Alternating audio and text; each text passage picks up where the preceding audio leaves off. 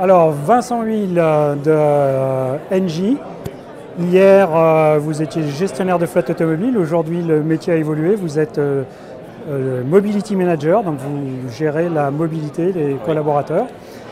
On est sur le mondial de l'automobile. Qu'est-ce qui vous a plu? Qu'est-ce qui vous a attiré? Qu'est-ce que vous avez trouvé d'intéressant sur ce salon, en matière d'auto et peut-être en matière de service? Ce qui m'a beaucoup surpris, c'est qu'on trouve autant de véhicules que de services de mobilité, ce qui est une vraie première par rapport à il y a 2 ans, puisqu'on voit aussi bien des véhicules, bien sûr, plug-in hybrides et électriques, mais on voit aussi des services de mobilité et toutes les nouvelles énergies qui vont avec. Et ces services de mobilité, ils sont sur les stands de auto ou ils sont plutôt au mondial de la mobilité ou à Mondial Tech? Est-ce que c'est pas un peu dommage que tout ça soit un peu séparé? Alors c'est un peu séparé, mais pour certains constructeurs, vous trouvez les services de mobilité associés directement sur leur stand, mais il y a aussi des services de mobilité attitrés également dans le hall 2. Qui permet également de se retrouver sur les différents services. Est-ce que vous êtes allé sur Mondial Tech où il y avait des labyrinthes de nouvelles technologies et des startups? Oui, alors Mondial Tech, c'était plutôt les startups, puisque ça s'est terminé le 6 octobre.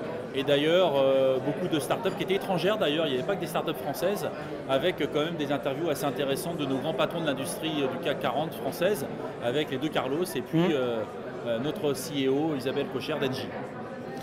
Et au niveau des véhicules électriques, vous qui êtes plongé dans l'électricité, est-ce que vous allez avoir des véhicules électriques et plus encore dans vos parcs? On en a déjà, mais c'est vrai que la transition énergétique est en marche. Et si on se compare par rapport à il y a 2 ans, où on était à 200 ou 300 km, voire 400 NEDC, aujourd'hui on est sur du 400, 450, voire 485 en WLTP. Donc imaginons que dans 2 ans, en 2020, nous serons peut-être à 600 km. Donc les choses changent beaucoup, vont assez vite et après c'est un écosystème, c'est-à-dire que les bandes de recharge doivent évoluer aussi vite que les véhicules. Et les batteries, puisque a priori les deux Carlos justement se sont prononcés pour une filière européenne des batteries, de la batterie, puisqu'elles sont principalement chinoises et notamment grâce aux batteries électrolytes solides. Tout à fait. Qui permettront d'avoir des autonomies, dit-on, de 700 km.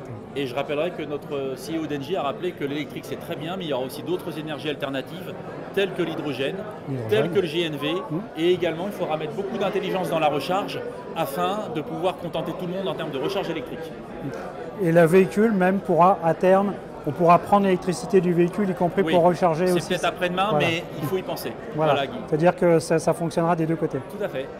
Merci Vincent Huil. Merci.